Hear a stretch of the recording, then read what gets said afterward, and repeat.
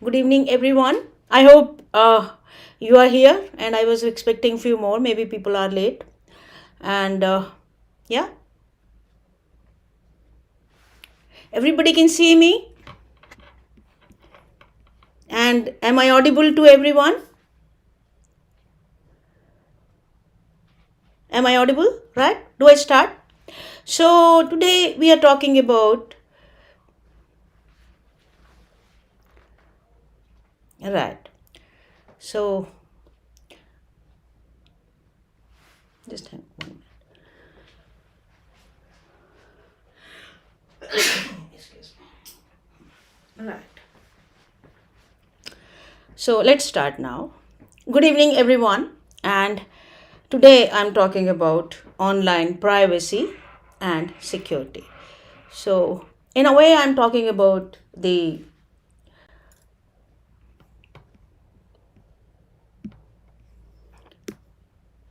cyber security and cyber privacy. See, all of us need private space, and the private space is where we need not be disturbed by anyone. So, here we'll be talking about what? We'll be talking about the private space in the internet, and we'll be talking about what? The security, that when we are sitting in our private space, we should not be disturbed, right? So I think I can start with the PowerPoint now. So, so can you see my slides?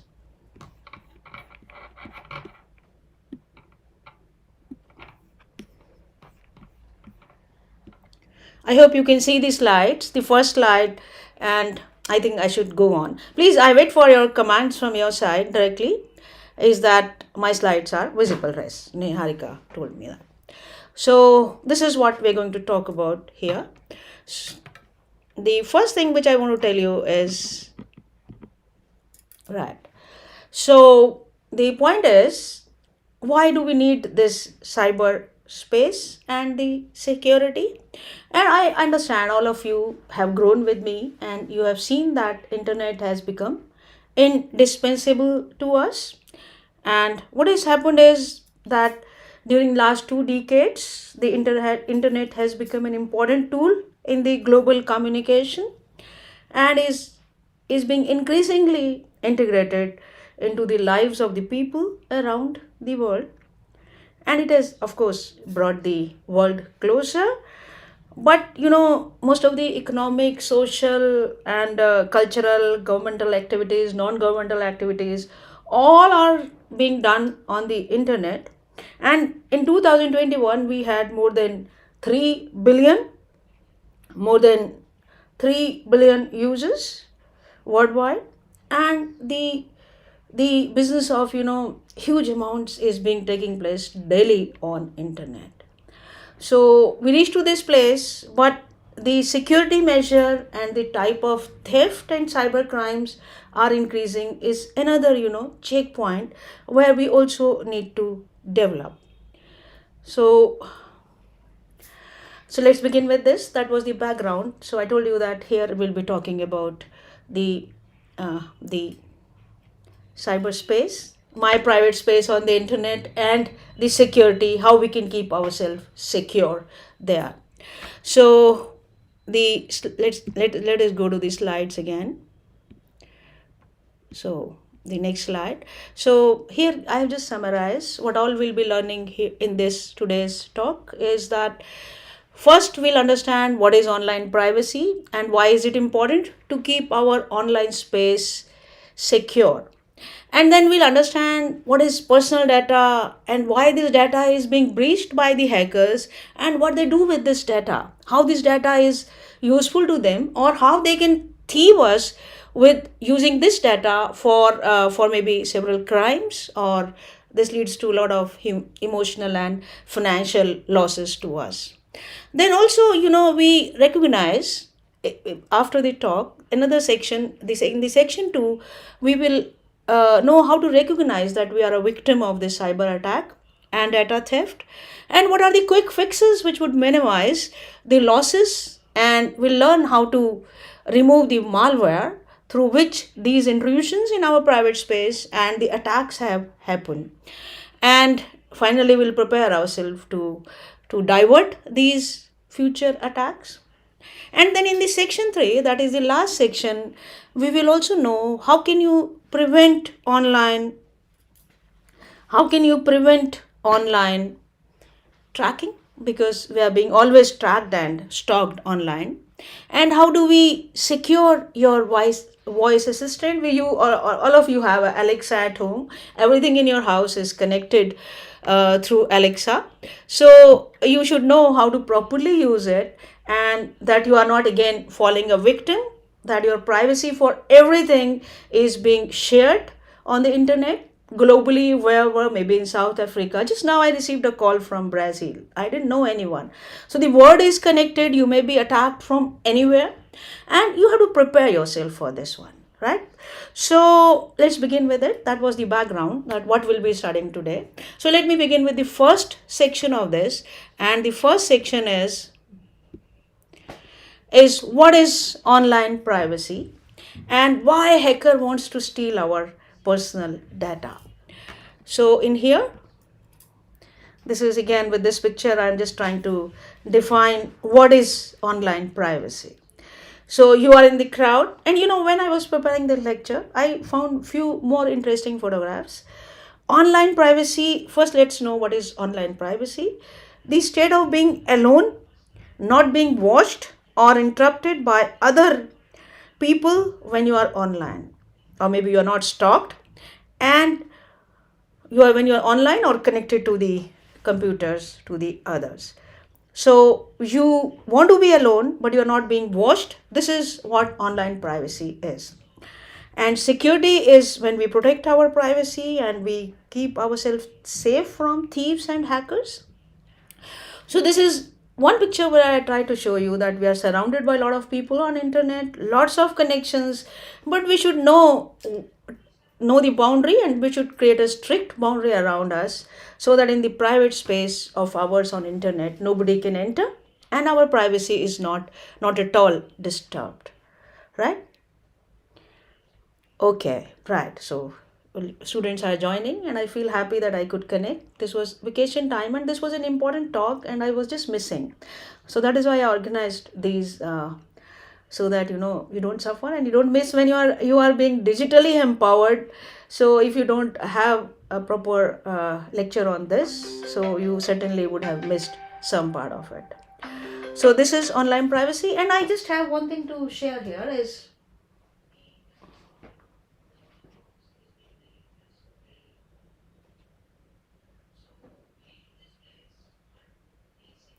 so can Niharika look at this? Students are asking me where to join. Can you just tell them that this is the YouTube where it is being, you can join through the link on YouTube, right? So that was it. And I was just telling you one thing very interesting which I found when I was preparing this talk. This is one thing where I'm just telling you that we have to have a private space on internet. And there was another picture which I found is that one person is relaxing. That was a cartoon for the online security, is that one person is relaxing and working on laptop at a swimming pool, and he's feeling that there's no one around and he's absolutely safe, but it was not, because he was being captured by the images with a photographer at the back, and he was being stalked at the internet every time. So what I'm trying to convey with this, that you might feel that nobody is watching me, but on internet you can always be stalked, and you can always be prone to crimes if a proper methods or things which needs to be addressed are not addressed. So let's now know what is a personal data. So what is a personal data? Personal data is any information that relates to an identifiable or identified living individual, meaning any information about any living individual is the personal data. Or when it was defined originally, this was this definition, but now later on it has been added that the different pieces of information which is collected together leading to identification of a particular person also constitute the personal data. So what do we mean by this? Is originally, personal data, we used to feel that maybe my name, my address or email, or maybe my Aadhaar identification, registration number, photo, fingerprints, diagnostics, medical history, whatever. All this is my personal data. It's okay if you get them all at one go. But people are synthesizing data now because our online presence has increased. We are at social media everywhere: Instagram, Twitter, Facebook, and then WhatsApp here and there. And what people do is they synthesize the information, meaning they will know from Facebook that whatever video or whatever we upload there, that what we are doing nowadays and what may be our mindset. There's one term which is coming up is social engineering. So we'll talk about all that. But here I was just trying to tell you what is personal data. Personal data is any information which can be linked to one living individual. That becomes his personal data. And it may be directly given like Aadhaar number, or if it is synthesized, meaning if my account number is synthesized by some way, it also becomes my personal data. So that was about it. So let's go to the next slide. Is I told you what is personal data. And then what is data breach? What is data breach? Data breach is also called as data spill or data leak. It's an unauthorized access and retrieval of sensitive information. So data breach is theft of data by any malicious actor. Anyone who is taking my data without my permission is the data breach. And the motives of the data breach, could be identity theft, or a desire to embarrass me or an institution, or maybe espionage, or have to give you financial, extract money from you, or whatever. So data breach is if my information on internet is taken without my permission. It is data breach or data spill or data leak. And I said one very common term which you hear around, or which you'll be hearing here when we're talking about data breach, is identity theft. What is identity theft? Is one of the fastest growing crimes nowadays. And identity thieves do what? They use your social security number, your bank account credentials, credit card number, or date of birth to steal your personal information. And what do they do with this? They give you a lot of financial losses, criminal record, or they entangle you in any criminal activity, or maybe your medical identity. I hope you know with Arogya Setu, or leakage of the data of medical history type, that also leads to identity theft, meaning I can be managed or socially engineered for many things if my personal data is being leaked, right? So that was about the data breach. What is data breach? Then we have, so I was just telling you about the data breach, and I said we have identity theft. And sometimes it happens like in 2013. I just wanted to give you 2-3 names and examples so that you understand what is the gravity of this loss and this damage which is being done. Is like, I gave you this example of Edward Snowden. Who is he? So when you talk about cyber crimes, you should know some important like persons here. He was in the American National Security Agency of USA. And in 2013, he was a very important person there. And what did he do? He leaked the highly classified information of American security. So he was under the scanner, and he then ran away from America and became a Russian citizen. But this was the first big example in 2013 which came out because of this. Though it might be happening earlier also, but this was the very important news which came out at that time. And another one, if you like to hear, is just 15 days before. That is what happened in India. I have just taken a snapshot of Economic Times, and what does it say? Is that the personal data of 800 million Indians, has been said to be compromised very recently. And it said it's on sale on dark web for $80,000. So it is on sale on the dark web. What is dark web? We'll talk about that.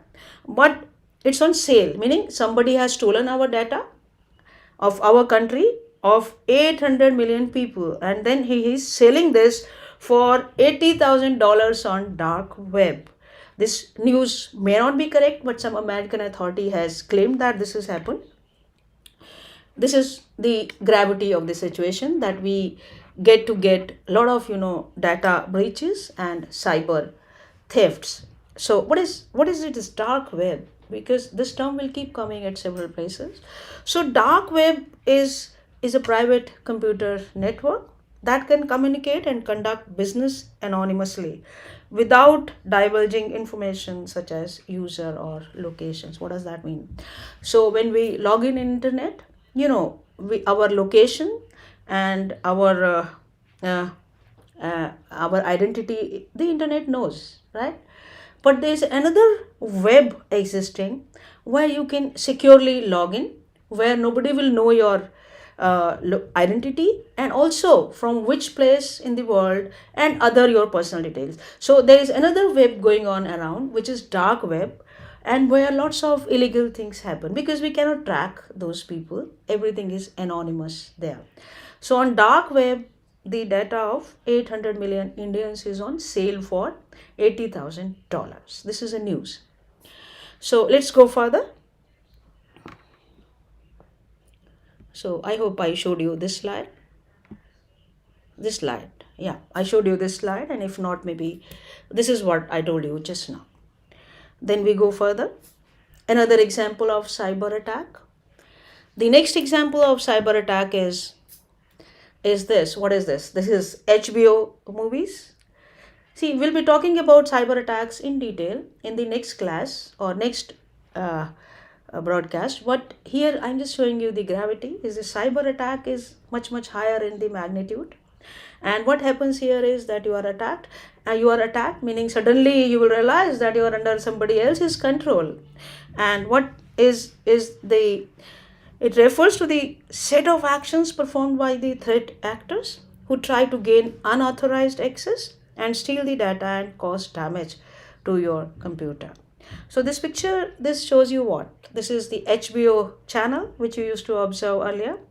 So in 2013, what happened is you were watching television, and on the television you were watching a movie, and then suddenly this message popped in, is that he is giving you the subscription for $12.95 per month, which was very less at that time. So this message, but it was a big thing. People actually came to know that the things can be, meaning they can be attacks, and everything could be under the control of someone else.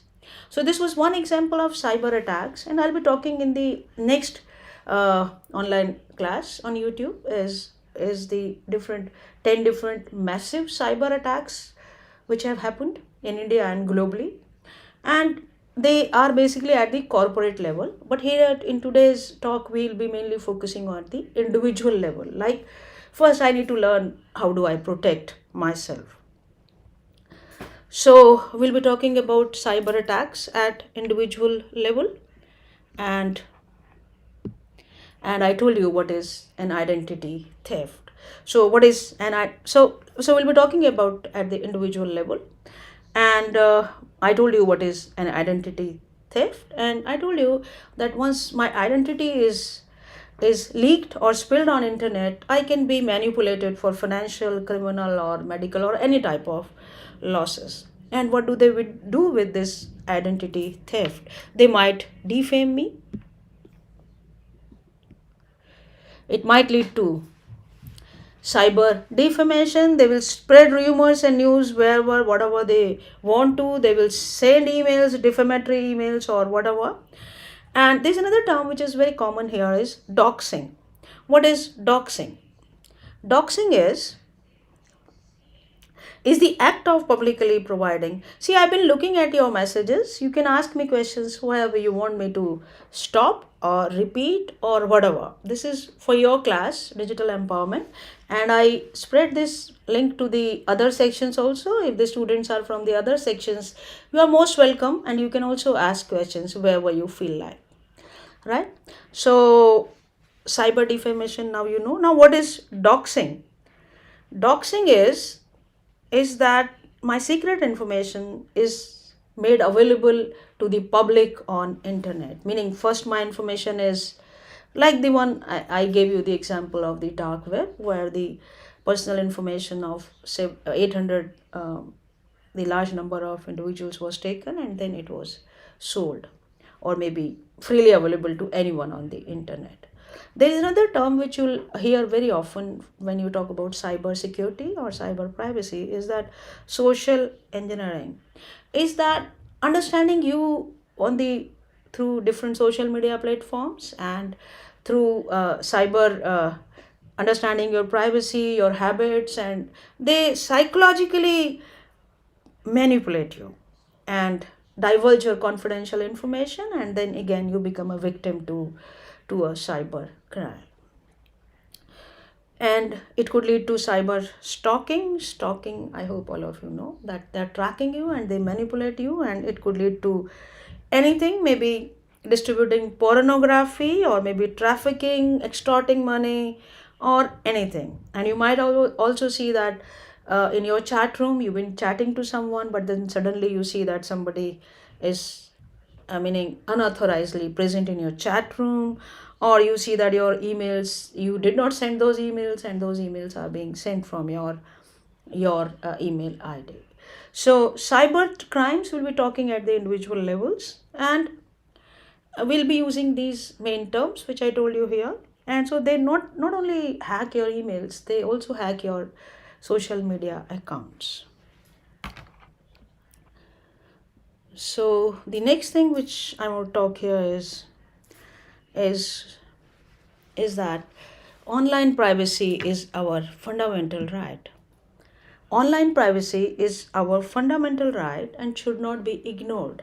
But what is happening with this online privacy is that people are usually not aware of, is that they should take care of this. They ignore this, they take it easy. And the other thing is that there's a lot of complex legal, technological, maybe, or legal, commercial, and lots of angles because of which sometimes, online privacy is difficult to achieve. Then people try to ignore this. Say, for example, I'm visiting, or anyone is visiting to a showroom, and you are under the surveillance of a camera. So that camera information can be used for anything on internet. So meaning you want to maintain your privacy, but it's not easy, and it's because it's not easy, then sometimes you're taken for granted and your privacy is ignored. So internet privacy, I said, is very important, because if it is not maintained, you may fall victim and you will see that your savings are being stolen or wrong information is being spread about you. So let's go to the next slide. Is another thing is that not only you are at a problem, or you are at a risk, rather your friends, your family, because when you are being tracked at social media also, the comments you are sending also brings in trouble to your friends also. They are also in trouble because of your not being doing the things properly, and you don't want thieves to know about you much more. And you have to be careful, meaning you have to understand all the things about the way you've been taught at your home, these security measures. When you were born, your parents taught you that you don't have to go out, you don't have to talk to strangers. It's very much similar to that, because internet has occupied a very routine and a very important segment of our daily routine. So you don't want anyone to know. Like I tell you, I just read a story yesterday. There's this tech support scam in India, Gurgaon. I hope everyone has heard of that. What is that? Is that, suppose I have a problem with my printer, and what I'll do is I'll call the tech support. Tech support will ask me to give control of my computer to them so that they can find out what is and what has gone wrong. And what will they do for that? They will take control of my computer, and after taking control, they will go to my cookies and browser history and everything, and will steal all my passwords and everything, and they will take away everything. This is the latest tech scam which is happening, And who are the most victims of this? Do you know that? These are usually the people who are above 50, who are lonely because their children are staying away, they are not with them, and they have become dependent on the internet resources because it's a must in nowadays time, but they have not been taught properly, and because of this technological and other social evils, they have not been given proper security and training. So we are at a very vulnerable situation right now. Digital empowerment coming in a value added course is of utmost importance. Why? Because you need to, apart from securing 2 credits in your exam, you have this duty to train and make everybody around you secure. So you not only make yourself insecure, but if you don't follow proper rules and guidance or proper guidelines, then you make your near and dear also vulnerable to attacks. So this was about this first section. So I came to the end of the first section where I taught you what? I told you that cybersecurity and cyber attacks have become an internet integral part of our life nowadays. We are in a very vulnerable position, and there's a dark web operating everywhere where we cannot even identify the thief, and our identity our identity information is being leaked and spilled without our knowing that. So we have to be very watchful and careful about that our private space is not being intruded and our cyber security is properly maintained. So let's go to the next section where we'll be talking about the tools or the practices through which people intrude in our private space and they attack us. So what we should understand that what are the tools, how they do attack us, right? How do they attack us? So let's begin with that. So I have got this picture based on your syllabus. Basically is that what we should understand here is, let's go back as to, right. So I want to cover 4 things here. Is one is the malware. Malware are the softwares which are used to breach into your privacy. Then we want to learn the Alexa or the voice devices at your home which are taking your instructions, and not only your instructions, about many other information which you may not be wanting to give them. And we also want to train that you are not victim of this sexual exploitation of the children, or the children around you are not victim of that, and meaning you are saved yourself from pornography or what is to be done at that point of time, and you are not being stalked on internet. Nobody is following you, and if anybody is following you, you should know how to deal with that. So in this section we'll be talking about these 4 things mainly. One is malware, then we want to know the Alexa and the other voice equipments which are there in your home, and then we would know what is cyber stalking and how do we stop that, and then also about this, if you are a victim of revenge pornography, how to deal with that. So let's go further. So yeah, so first let us see what I want to do here is I will talk about the malware here. So what is a malware? Malware is a software that is specifically designed to disrupt or damage. You can stop me whereby if you want to ask any question, I'll be very happy to answer. If we hide our email from apps, so it can be hacked. Yes, thing. I agree with you, and we are reaching to that topic, that portion very soon. Yes, we should be able to hide our email, and we should gradually learn all these tricks how it is to be done. Yes, I agree with you there. So let's go further. Is what is malware? Malware is a software, all of us know. Those are specifically designed to do what? To gain control, unauthorized control over your things, and they are basically designed to harm your computer system. Then we should know what will happen when your computer is hacked. So here are some sudden symptoms. If you are hacked, if you are under threat, what will happen to your mobile or maybe your computer is that you will see that it's getting slower down, or you see that the screen is crashing, and it or like the one which I showed you in HBO channel, is that you will see error messages coming or other popped in messages offering you several things. Or if you want to shut it down, it will not shut down. Or maybe if you want to remove this software, once you have identified, you cannot remove this software. And I told you, you see lots of inappropriate ads, pop-ups that interfere with your page content, right? And it will show you new and unexpected toolbars. They will pop in, and browsers, they'll come and go, and it will keep changing your internet homepage or whatever. So you will learn that the system is not in your control. And one another symptom is that all of them may not be present at one go, but if your another thing which happens is if your battery is getting consumed very quickly, that also could be because of a malware which has infected your system, right?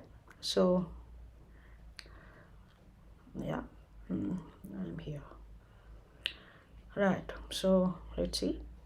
So we have different types of malwares, because I need to tell you why, because I'm going to take your Viva and I'll ask these questions in the Viva.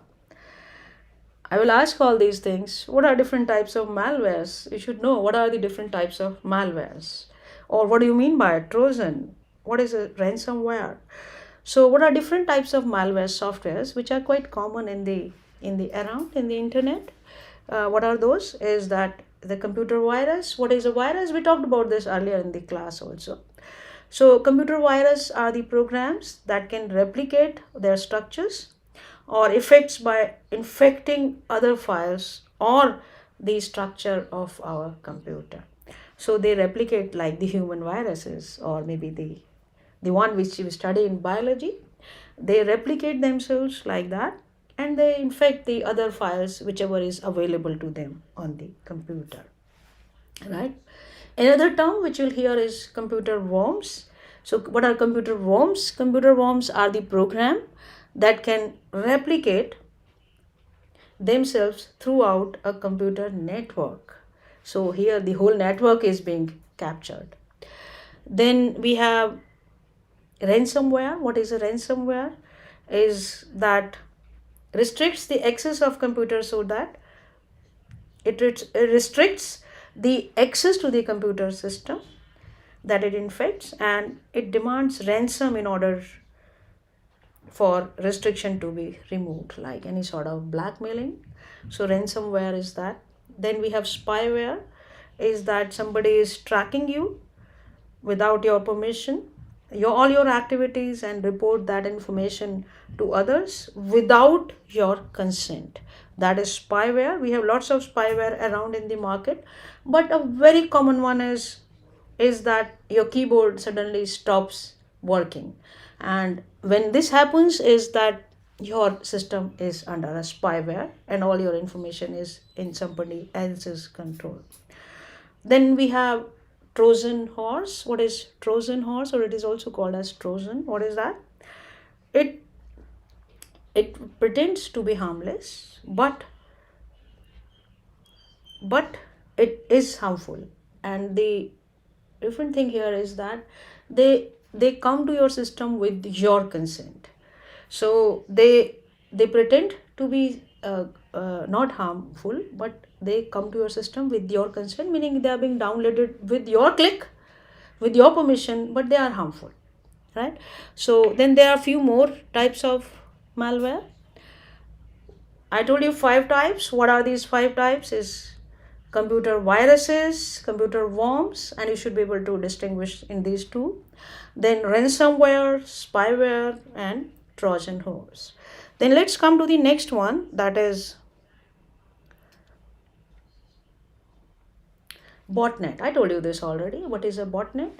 Botnet is a network of computers that has been taken over by a robot or bot that performs the large scale malicious acts. So when a complete network is taken up, that is botnet, and one unit of that is called as bot, right? Then we have scareware also. What is scareware?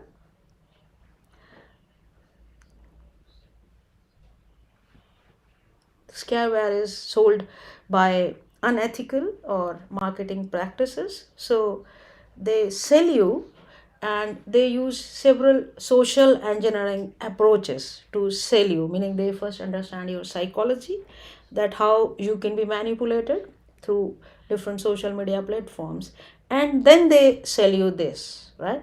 Meaning, how does this happen is maybe if I am on internet, somebody is tracking me and he knows that I am looking for a mobile phone, he will come up with lots of ideas regarding mobile phone and fool me. So it uses lots of social engineering techniques. Then there's another one, that is denial of service attack. What is that? The denial of service attack is making the computer unavailable to the expected users. This usually happens in the corporate world, where a lot of work is to be done. There are lots of clicks. What happens? The system is not able to work. So this is denial of service attack, meaning the software, the malware does what? It because the system become overwhelmed, and it cannot perform the action which you want it to perform, right? So yeah, this is it. Another one very common term which you'll observe at several places is phishing acts. What is phishing? So phishing is the attempt to extract your sensitive information like passwords, financial information, and they take this information from you, and the victim is directed to the web pages that appear to be legitimate, but instead they route this information to the hackers, meaning they will take this information from you, and they talk about the passwords or financial information, and then they direct you to the hackers website, and then you are at loss of every type. One example here is that in one insurance company, phishing accounted for a loss of $10.8 billion in 2016. So phishing is a very common practice to extract money. Like they take your passwords, they take your financial information, and give you the attack. And there's another one, is the last one type of spyware, which the malware which works, is man in the middle. What is that? That everybody knows, is that sometimes on Zoom also, you must have heard it several times. You said that you see that, meaning it was being told around that somebody enters in your chats. So this is man in the middle, is the cyber criminals. They enter in your any meeting or anywhere, and without your consent, and they intercept your data sent between the people. This picture on the left you see just depicts that thing, is that there's a man in the middle, meaning you are not talking to him, but he is there in between to pick up all the information which you are sending, and it leads to extortion of money and identity theft, right? And why this happens more is when you are using public Wi-Fi. Public Wi-Fi is usually insecure because the monitoring and is unknown. So we'll talk about that later in more details. But this is another type of malicious software where man in the middle, meaning someone is in between extracting all the information which you are sending it to someone else. So these are the 10 types of malwares which I could tell you. And how do you know? I told you, your system will stop reacting, or it will react in a funny way, unusual ways. Then your system is under attack, right? So how do you get these viruses? How do you get these malware, right? Again, the same thing, when we are in a hurry or we want shortcuts, is what is that? We download the files from, we visit a scammy website, or we download the files which we should not have. So when we want to download, and why do we do that? We want to download free stuff like popular movies, TV shows, or games. And We download the content available on file sharing sites. We also download files from somebody's, pen drive or hard drives. And sometimes we click the fake security pop-ups sent to your computer by, again, these tech support scammers, or maybe by clicking an ad which comes on your computer when you are working on your mobile unintentionally. And if you click that, sometimes that also brings you lots of malware. And the phishing mail, which I told you, that trick you into clicking to a link or an attachment. So these 4, 5, 6, 7 things, they usually are the reason that you get this malware on your mobile and laptop. But if you summarize this in one step, is that it's your hasty and unthoughtful action, or maybe when you are in a hurry and you don't think of. And awareness also matters, because now you know that these are the main sources, that we don't have to go to free things on internet, and unexpected intrusions, we should ignore them rather than attending them. That could be one way to save yourself from getting these malwares. So let's go to the next one. As so I told you, how do you get those?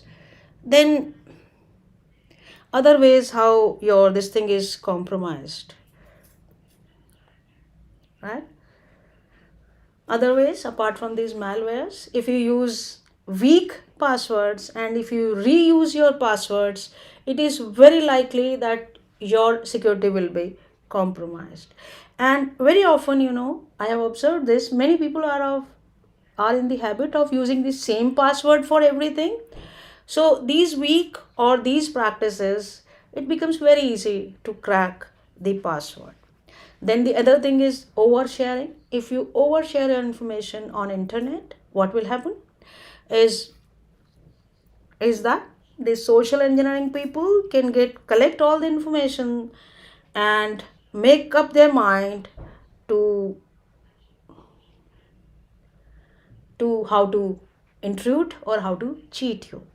See, I've seen a lot of people, they post their boarding passes, and then the criminals would know that they have gone abroad maybe, and sometimes they post their images of their home, and then the criminals could calculate where is what. So oversharing is also another reason. So we should minimize our sharing of the things on social media. I tell you one joke here. See, oversharing is fine, but sometimes, we can share that information that would confuse the criminals. Like, some person was telling me that there was a lot of information about his wife on internet. Then he started working on this, and from the next day onwards, that woman to all the social media person was an unmarried single person, because again that he added all that information to save her. So, meaning you need to use this and stop from oversharing, or share only that information which you actually want to share, and understanding all the threats and the problems associated with this, right? Then another thing is IoT devices. Do you know what are IoT devices? The picture on the left shows you the IoT devices. What are IoT devices? IoT devices is that when we have lots of things in our home which are connected through internet, and this makes our life easy, but it also increases the risk of being risk of our privacy being stolen. Meaning you have lots of refrigerators, smartwatches, fire alarms, and door locks, everything connected. And this is what IoT services. So when all things are connected, one broken, all are broken. So that way it brings you a lot of risk. Then another thing is security vulnerability. What is that? You will hear about this term several times, or very common. I might ask you in this. What is social vulnerability? Is that the data breaches which is happening, and the socially, is that, suppose, the same example, that someone comes to know that the data breaching has happened, and we have 500 people whose data is breached and is compromised. Now what will happen is that once I know that this has happened, This help the cyber criminals two ways. They will judge that he might be prone to this type of thief now because of this social vulnerability, meaning if a leak or any news is spread around, then these criminals become prepared and they work for this.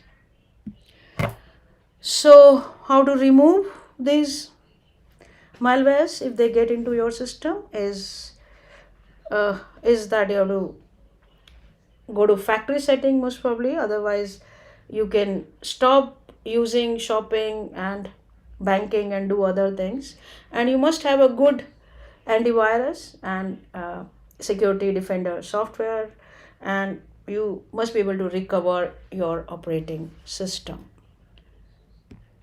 So let's come to the next thing, that is few tips to avoid these malwares. Is one is that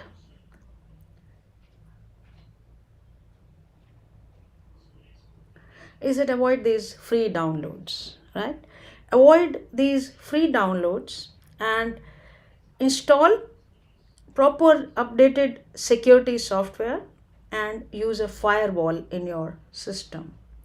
So also set your security software to the, meaning keep the updated version, and your operating system must be updated, meaning your updates should be on every time so that your system is robust enough to the ongoing threats, and your security settings should also be at the best, meaning don't go for defaults sometimes are not the best, right? And when you are installing anything or working with your system, don't be in a hurry.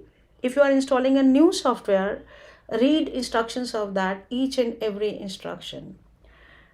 Get the well-known software directly from the source, meaning if you are installing Ubuntu, go to Ubuntu website. If you are installing OBS Studio, go to the OBS website rather than installing it from anywhere else. And pay attention to your browser's setting warnings. Instead of clicking a link in your email or a text message, type the URL of a trusted site directly on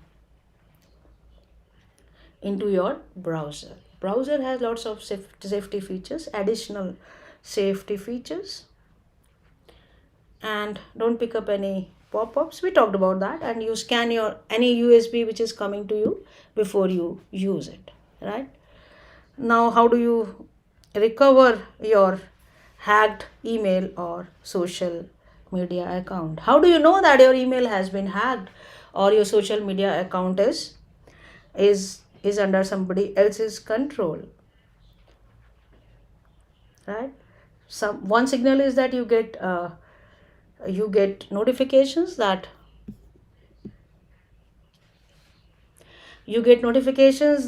there's a change in your password, and which you actually did not do. Sometimes you get notifications that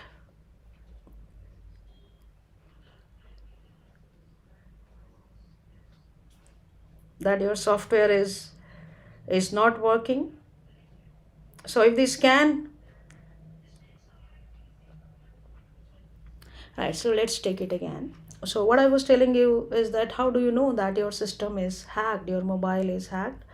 So one important thing here is that you can't log in your account, or you get notifications that your password is changed, or you see several unusual things which you had not done, but you see that your device is not recognized by you. So then what you have to do is that you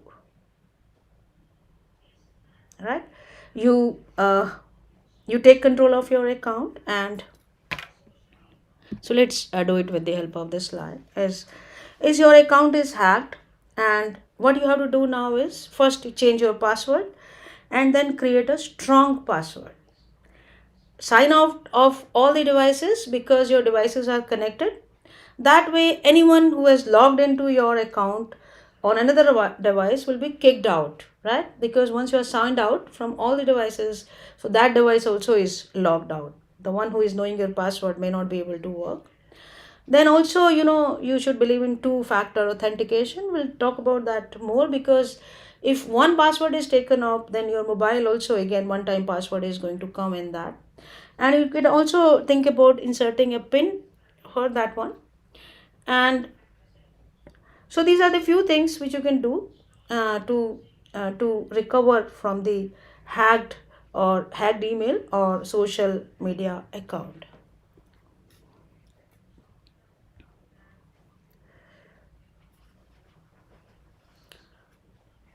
So now let's come to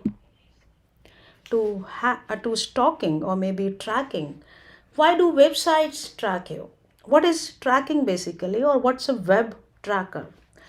Web tracker is a script, basically script on a website that is designed to obtain the data about your behavior and preferences when browsing on internet. So basically it's a script which keeps all your information on your website. It is a default this thing. So various companies and search engine wants to keep this information, is that they want to track your behavior. This is fine if you're purchasing anything on Amazon, and Amazon keeps your tracks you and keep updated about your needs. It's fine, but not always, right? So tracker was originally designed to help you, and for the customer service, maybe they can keep track of your needs. But this has been wrongly used, and the implications of this have led to several cyber theft or personal losses. Is that the and there have been several methods to track you. Like they can track your online activities using cookies, maybe, or they use pixels on your screen to identify you even after you leave these this you have logged out, but still with the help of pixels on your system they could identify your activities. So then, or they may use device fingerprinting, is a technique with your browser unique configuration and settings. You can track your They can track your activities. So they want to track your activities not with your consent, and they will not use this information whatever is good for you. They will use this information what is how they can use it for best of the business. So they want to do this, I told you, so that their business is increased. Originally it was that was the purpose, and but now it is used for several purposes. Like I tell you one, earlier in the beginning it was called as primary tracking. What is primary tracking is I am tracking someone. Amazon is tracking me because I am Amazon's customer and he wants to serve me the best. That was first party tracking, meaning whomsoever I am dealing with, he is tracking me. But there is a third party tracking also. What is third party tracking? Is it tracking companies? They track you across most of the sites you visit, and then they let the advertisers, they sell this information to several advertisers, and you get their ads even if you don't want to. So this is third party tracking. So tracking has become a business, meaning in the social media, they understand you, what do you need by your tracking your behavior online, and then they give this information without your consent to others. So now how do you save yourself from this? One example, Yash Singh just now told that we should use the emails where they can not see my email and I send the mails. So same way we have, like, how do we save it now in present day time is from this tracking, is that we should use anti-tracking browsers. What is that? The one which I was talking you just now, dark web, is the we can protect ourselves from anyone knowing our meaning location or name, that who is surfing this website, or maybe against especially the cookie based or the fingerprinting, etc., whatever has been designed. So if no one can know uh, where and how we are working, so there are new uh, browsers are coming up, private browsers. They, but again, you have to trust, you have to decide whether to trust them or not. But your browser, at least you can look for a browser which where anti-tracking settings have been, where you can absolutely rely confidently on these anti-tracking settings. Then there is one Tor which you have heard of. Sometimes you can think of using that also. What does Tor do? Tor makes you invisible online. Nobody can see you, your identity, or what all, who is doing this activity. So that prevents you from stalking. Then there's another option which is very practical now, because at this stage it's hard to shift to Tor maybe. So but what is practical now, we have several good search engines available, like maybe Safari, Google, or Firefox. So you can use different browsers for different purpose, so that all your information is not going to one person who can trick you, right? So you can use different browsers for different purposes. Then you know that I use this browser for this purpose, so my information, so nobody else would know that you can keep your a private space private that way. Another thing is that use whenever you use a public Wi-Fi, just clear your private data immediately after closing the browser. So don't forget to do that if you are using a public Wi-Fi at any place. Just don't forget to clear the private data after you have closed the browser. Use VPN. VPN again is getting very popular. What is that? Is virtual private network, and it encrypts all the data going to and from your web browsers. It conceals your location and IP address. And installing VPN browser extensive extension can be an effective way to improve your anonymity online, right? So VPN is getting popular again. And also you can there are settings available now on your devices, is do not track. So opt for those settings in your devices. And especially if you are on a public Wi-Fi, like at airport, etc. At airport it's very very common that you are using public Wi-Fi, and you should avoid doing many things there, like don't try to do any financial transaction, because again you are susceptible to errors because you are at a strange place. Or use secure passwords at least, or log out of the accounts immediately, and after you have used that, remove that altogether. So you have to be very careful with the public Wi-Fi, especially at airport. And you should visit secure websites, meaning you should not visit any website and by the IP address or the name of the website you can always make out whether this is a genuine place, or like the governmental websites are secure. Then don't use existing logins to create new accounts. What does that mean? Every time on internet you say that login through Facebook or login through Google, and you keep using that makes you susceptible to the theft. Don't use those. Create an account if you actually want to, and use secure passwords for new accounts. And I told you, don't keep same password everywhere.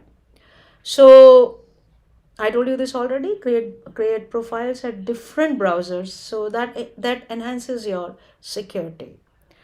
And another thing is that your like you install apps very commonly. Like for Facebook, I would install an app on my mobile. For YouTube, I will install an app on my mobile.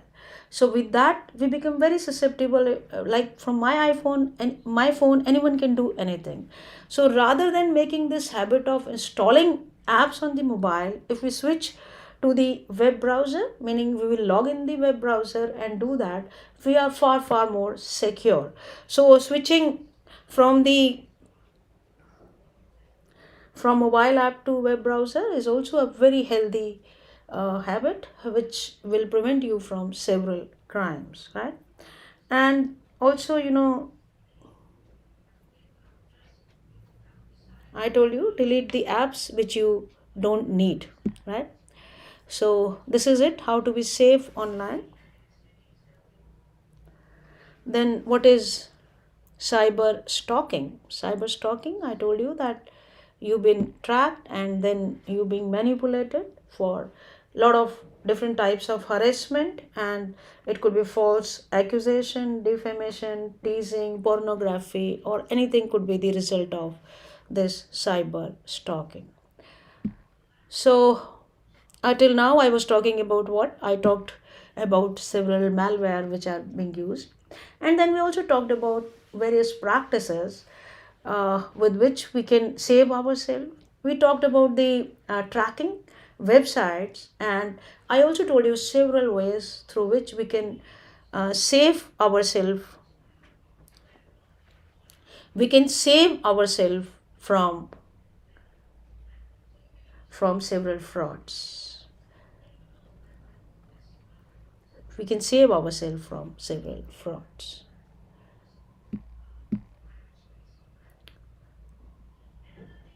So let's go next is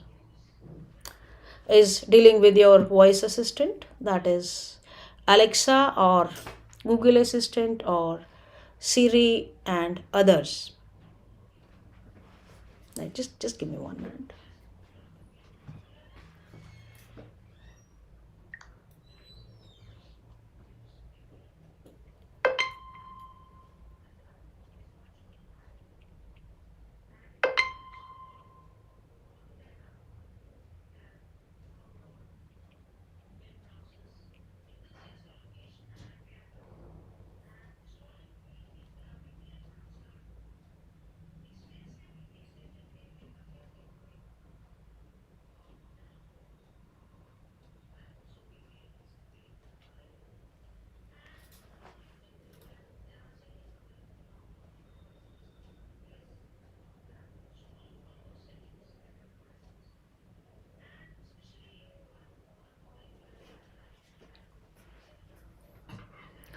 Sorry for the break. Yeah. So your voice assistant, this is everywhere, and now even the doors are linked to your voice assistant, Alexa, and everything I told you, right? So that's another very weak point where our privacy is leaked. So we do enjoy the facilities it give, like while I'm sleeping and I want to order pizza, or but that is a very weak link through which lots of our information is being leaked. So before we want to be secure with Alexa or any voice assistant, is first we should understand how it is working. So the voice assistants, they operate through the standalone smart speakers on your computers. Maybe they are connected to your tablet, computer or phone. And what happens is that they recognize a particular word. Say for example, Alexa, in case of Alexa. If you say Alexa, it will get alert and it will wake word, and then it will listen to your command, right? This is how it works. But sometimes they mishear, and even if we don't want to say the command to them, they will listen and record that command, and that command is sent to the manufacturers, from where manufacturer server. So we need to take steps to be sure that your interactions with your voice assistant remains private and secure. So that's another very weak uh, and a and a weak area where we get trapped into these several crimes. So again, Yash is asking, I would really appreciate if the students ask questions and involve. Then good evening, good morning. Yes, Yash again is saying that, ma'am, is onion browser legal? Yes, but not in every country.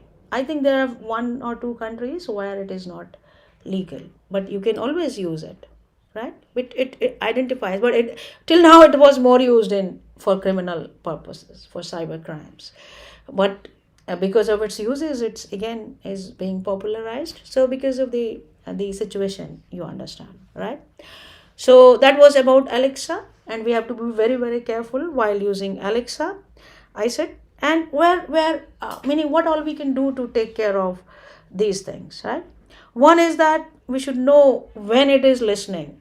meaning it should listen when I want it to listen. But what is happening, it is on every time at your home, and it may be recording things when you don't want to. So you have to be sure that your voice assistant records or interacts with you whenever you want to be, meaning you should check the physical settings or a button or a switch that stops the device from listening every time.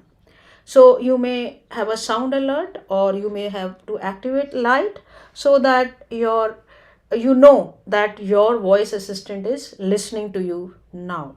So you should know when it is listening.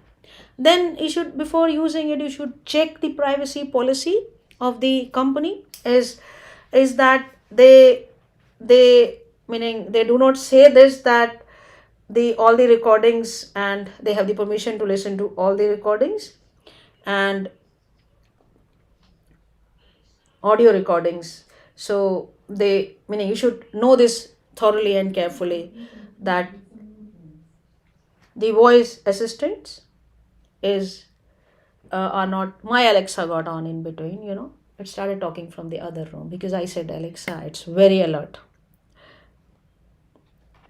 Right? So we understood how it works, and I said delete all old recordings and create a safe password and a strong password that controls the online account or app from where it is working.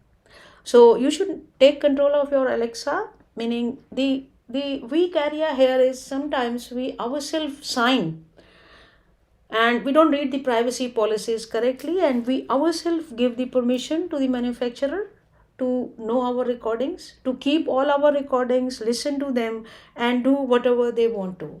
So instead of that, we have to keep an alert on the Alexa that if it is recording something, if it's active, some light should pop in. And also, we should have a timeline that after this time all recordings will be deleted, and it should be linked to a secure password, which again we sometimes ignore. So we should use multi-factor authentication that we have talked several times, is that if one account is hacked, at least we can save it from the second check which comes up. So another thing is to have a home Wi-Fi which is very, very secure to control the mishaps happening through this Alexa or this voice assistant. It's that our router should be secure. Wi-Fi in our house should be secure. And how is that secure? Is that we should place that in a central location that we get the signals, and we should take out time to change the password, meaning we should not keep using the default password which is being provided by the company. And we should turn on the firewall and Wi-Fi encryption. And whenever we have a guest at home, we should create a guest network for them, rather than giving the password which we've been using always. So that also sometimes is a point of leakage from where our password is leaked, and then anything can be done with our voice assistant. So securing your router at home and using it properly, again, not only for this, but all the equipments of yours which are linked come under the trap.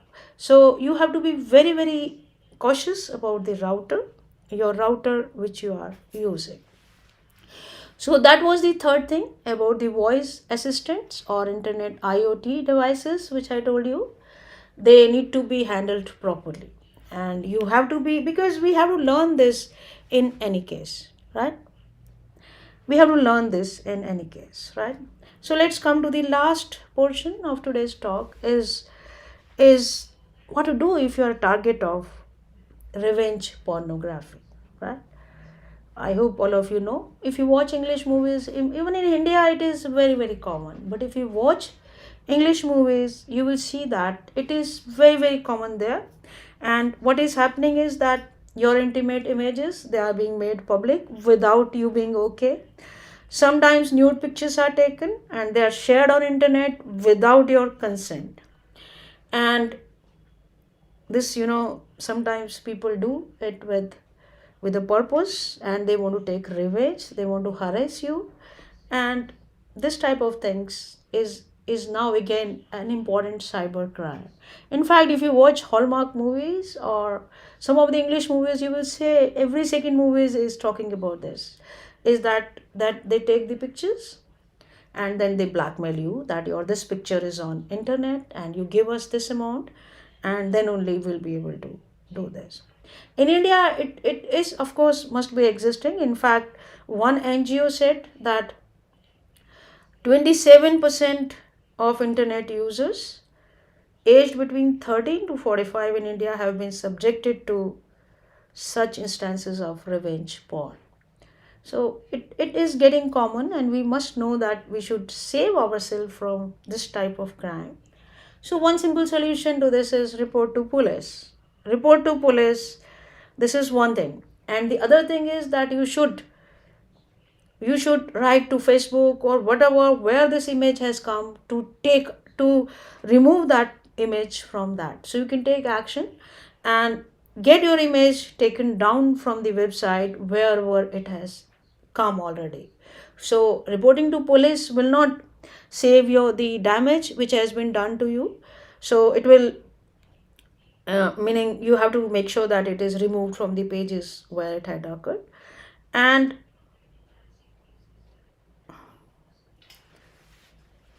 find out if this, if you watch some English movies, you will learn this very quickly. Find out, try to, with the help of police or some these type of activities, if this revenge porn is around you where you live. And then there are laws which can take serious action around on him if he is in the area around. And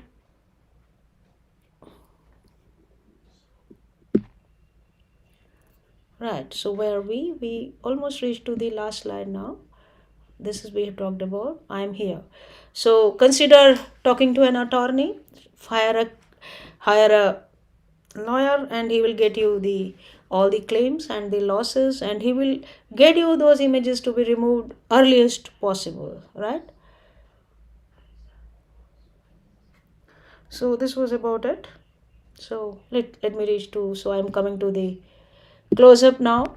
So we talked about several aspects of cyber crime, and it is, I hope you could convince yourself and you could understand which are the areas where you have to be very very careful, otherwise it will spoil your life like anything. And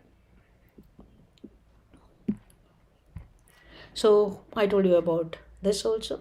And then final take home before we close is what? I'll be very happy to answer your questions if you have any.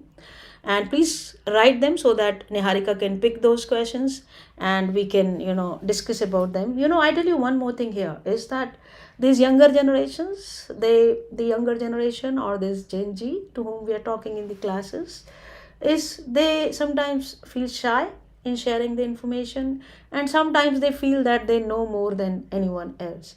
So but it's a good idea to discuss their point of view, and wherever they feel that this information they should have through proper source.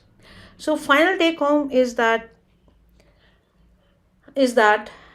take a moment to list all your important online accounts.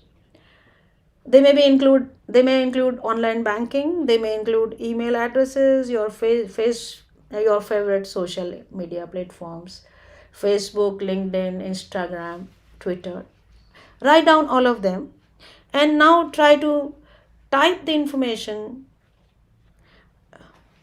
Now, in your paper, just identify why do you want to use them, meaning what benefit you get with that, and for what purpose you are using those.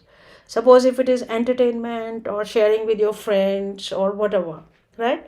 So, and also record on a paper what information have you shared there. Say for example, Facebook, all of you have given your date of birth, phone number, and relatives, relationship status, to which school you went. So all that information is there on Facebook. So on that paper, record which information is available where and which you have given already. So how that can be harmful to you.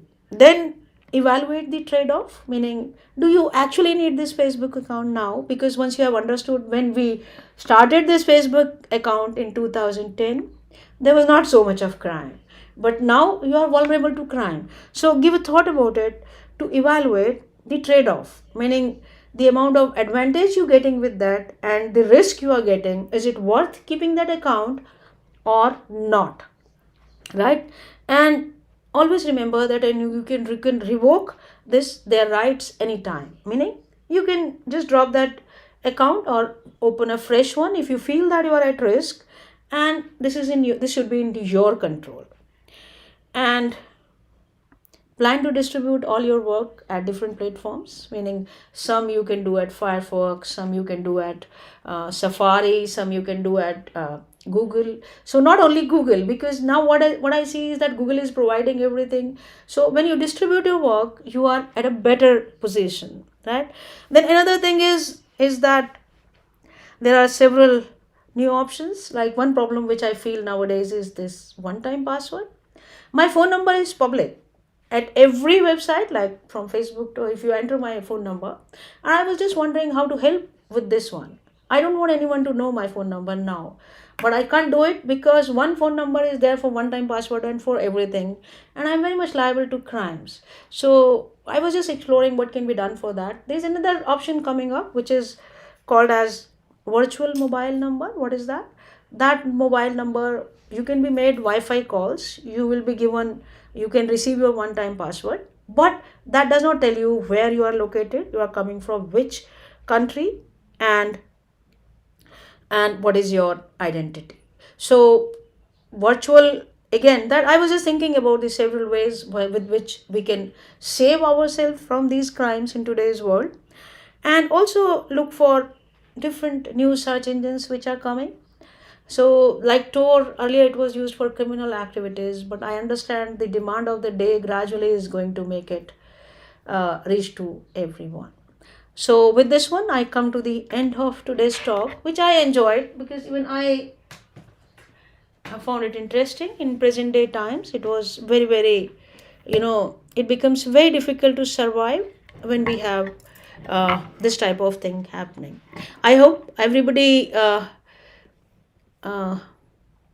of you could understand what I was talking, and if I ask you anywhere in the Viva or anywhere else, you'll be able to answer. So if you have any questions, I'll be very happy to answer.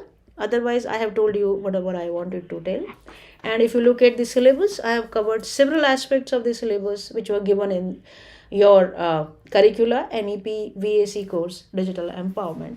And on day after tomorrow, again, I have kept an online stream like this where I'll be talking about 10 very big cyber attacks. Meaning here I just took it to the individual level, but in the next one I'll be talking about the corporate level or country level crimes which have happened recently. There are few more other things need to be done, but that was all what I wanted to do today. So if you have any questions, please feel free to ask me. And I love to hear from you other things other than good morning, good evening, because we should interact at the knowledge level also, right? So I answered Yash Gupta whatever he asked, and if anybody else wants to ask anything, yes, you can always hide your email using the apps. And we also learned what we should use more of browser than anything else. So you still can always write to me at this platform. This will keep lying there online, and if you write any comments, they will reach to me and I'll be able to answer you there. So thank you very much for your patient listening, and I hope that this was of some use. At least you will become alert that every time you're liable to crimes and every time your security is being compromised, privacy is being compromised, and it is only you who can work for this. You have to make sure that you are secure and your private space is not intruded. Thank you very much, everyone, and I'll see you again. Thank you.